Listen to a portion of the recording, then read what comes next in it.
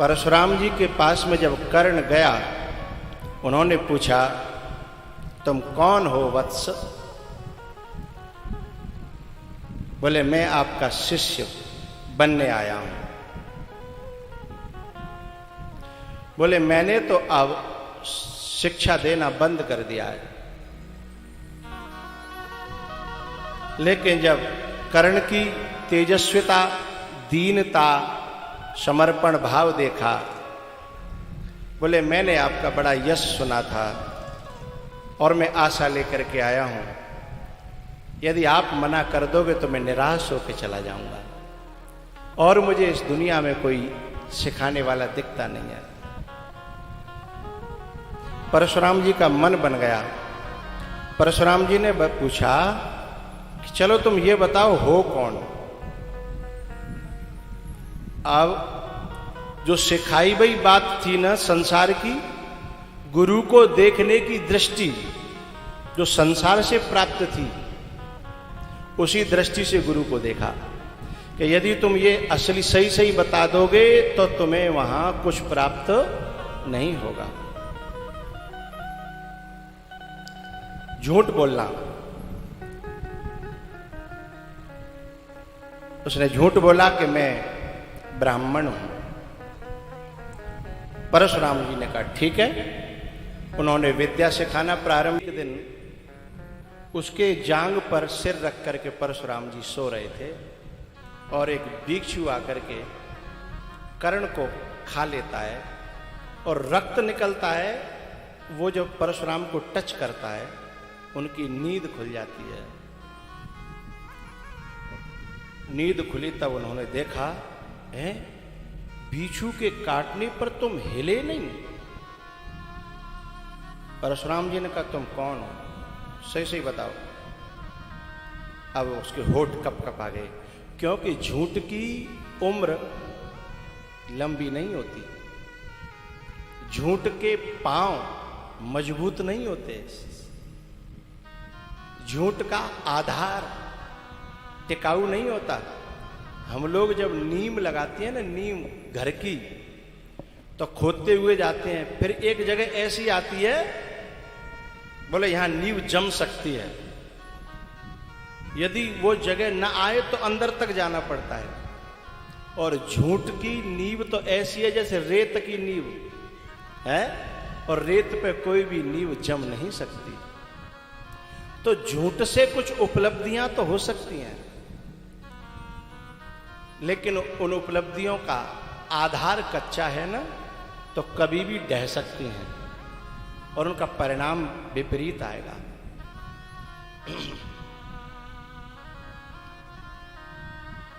होठ कपकपाने लगे कर्ण के। बोले, गुरुजी, बोले, मैं ये पूछ रहा हूं कि तुम हो कौन? बोले, मैं सिर्फ आपका शिष्य हूं। बोले, शिष्य बाद में हो, उससे पहले तुम बताओ, क्योंकि तुम ब्राह्मण नहीं हो सकते, क्योंकि ब्राह्मण में इतना धैर्य और इतनी सहन शक्ति हो ही नहीं सकती। इतना झेलने वाला तो कोई क्षत्रिय ही हो सकता है। कीड़ा काट गया, रक्त बहता रहा और तुम अडिग बने रहे। इतना साहस किसी विप्र के खून में नहीं होता। सच बोलो, कौन हो तुम? तब होठ कपकपा गए। बोला, मैं सूत पुत्र हूं। परशुराम जी की आंखें के लगाव हो गया था, प्रेम हो गया था, शिष्य मान लिया था हृदय से। परशुराम जी की आंखें भर आई और बोले, बेटा, तुमने बहुत गलत किया। बोले, मैं सही करता तो आप मुझे विद्या नहीं देते, और मैंने कुछ पाने के लिए झूठ का सहारा लिया। गुरुजी, बोले, तूने गलत किया बेटा। ऐसा तुमसे किसने कह दिया? बोले, दुनिया में आप इसी भाव से प्रसिद्ध थे। बोले, गुरु को कभी दुनिया की नजर से नहीं देखना चाहिए। जो पात्र नहीं थे, जो पात्र नहीं थे, ऐसे तो मैंने ब्राह्मणों को भी विद्या नहीं दी, लेकिन जब पात्र सामने आता है तो विद्या किसी जाति की मोहताज नहीं है, विद्या किसी वर्ण की मोहताज नहीं है, विद्या किसी की बपौती नहीं है। तुम यदि सत्य बोल करके मेरे पास आए होते तो कर्ण, शायद मैं तुम्हारी दीनता, तुम्हारी श्रद्धा, तुम्हारा भाव देख करके मैं मना न कर पाता, और यदि मैं किसी कारण मना करता भी तो मैं तुझे किसी योग्य गुरु के पास जरूर भेज देता। लेकिन तुमने असत्य बोल करके मेरा ही नहीं, संसार के समस्त गुरुओं का अपराध किया है। इसलिए मैं तुम्हें साप नहीं दे रहा, लेकिन असत्य की नींव पर टिका हुआ मकान, जब समय आता है आंधी तूफानों का तो वो मकान टिक नहीं पाता।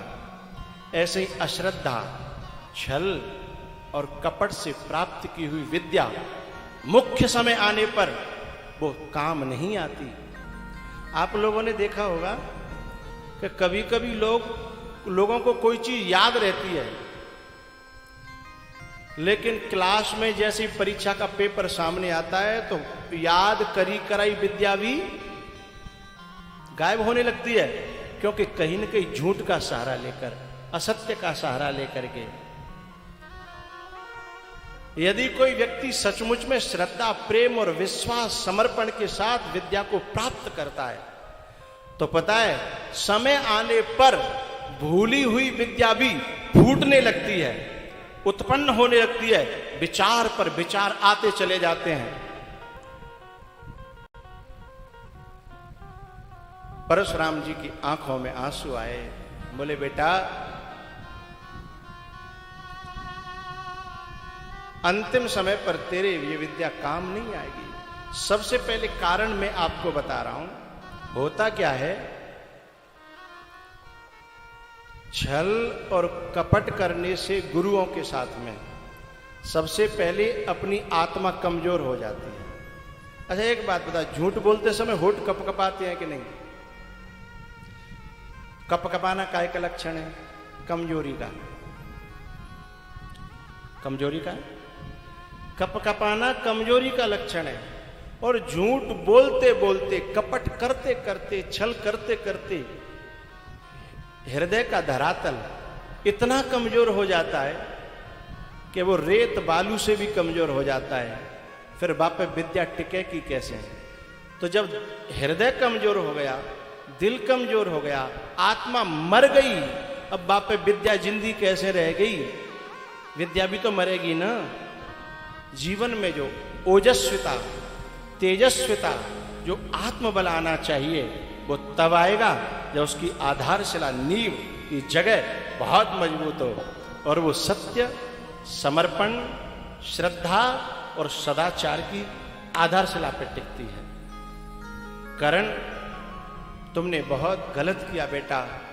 अब मुझे दुख इस बात का है कि तू जहां भी जाएगा तू कहेगा कि मैं परशुराम का शिष्य हूं।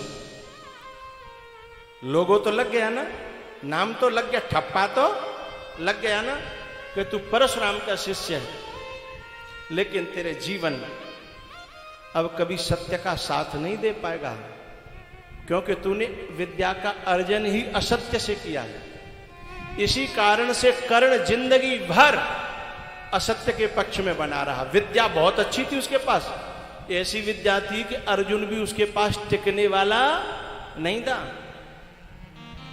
किंतु उसका अर्जन असत्य की आधारशिला पर, इसलिए वो विद्या भी असत्य के काम आई, अधर्म के काम आई, और जिंदगी भर कर्ण अपने आप को कोसता रहा। जब गुरुजी रो रहे थे तब कर्ण ने अंतिम प्रणाम किया और कहा, अब मैं जैसा भी हूं तो आपका ही शिष्य, अब मुझे कुछ आशीर्वाद दो। तब परशुराम जी ने कहा मैं तुम्हें क्या आशीर्वाद दूं? बस इतना ही कहूंगा कि तुम्हारा जीवन आगे की भविष्य की पीढ़ी के लिए एक उदाहरण बनेगा कि संघर्ष करने वाला व्यक्ति हो तो तुम्हारे जैसा, लेकिन यदि संघर्ष करने वाला व्यक्ति भी यदि इस प्रकार का छल और कपट करेगा तो उसका संघर्ष व्यर्थ हो जाएगा। इसलिए तुम युवा पीढ़ी के लिए एक उदाहरण बन जाओगे, एक दृष्टांत बन जाओगे, एक सबक बन जाओगे। इससे दुनिया समझेगी संघर्ष तो हो जिंदगी में, लेकिन असत्य की आधारशिला पर नहीं, झूठ की आधारशिला पर नहीं। तो परशुराम जी ने कहा, बेटा गुरु को केवल गुरु की नजर से देखना, संसार की नजर से नहीं। तुमने संसार की नजर से देख करके मेरे से छल करने पर तुम मजबूर हो गए।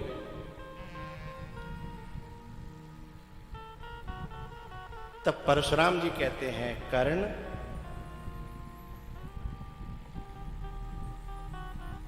लेना नहीं आया तुमसे, लेना नहीं आया तुमसे, देने को बहुत सामान था। तुमने रास्ता गलत चुना, लेना ही नहीं आया, देने को बहुत सामान था। अब तालियों के लिए तैयार हो जाइए। लेना ही नहीं आया, देने को बहुत सामान था। तुम जमाने की राह से आए, जमाने के तरीके से, तुम जमाने की राह से आए, वरना महापुरुषों को समझने का, उनके पास पहुंचने का रास्ता बड़ा आसान था।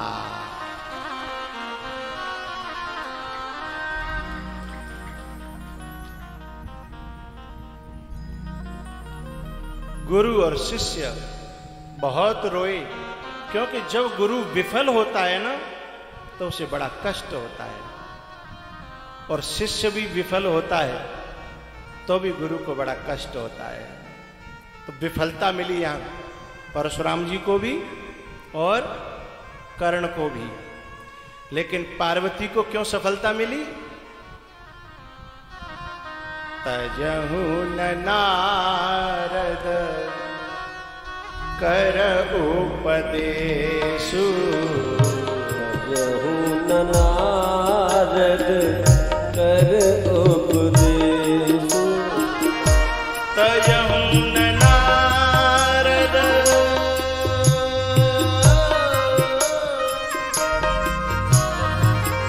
कर उपदेशु।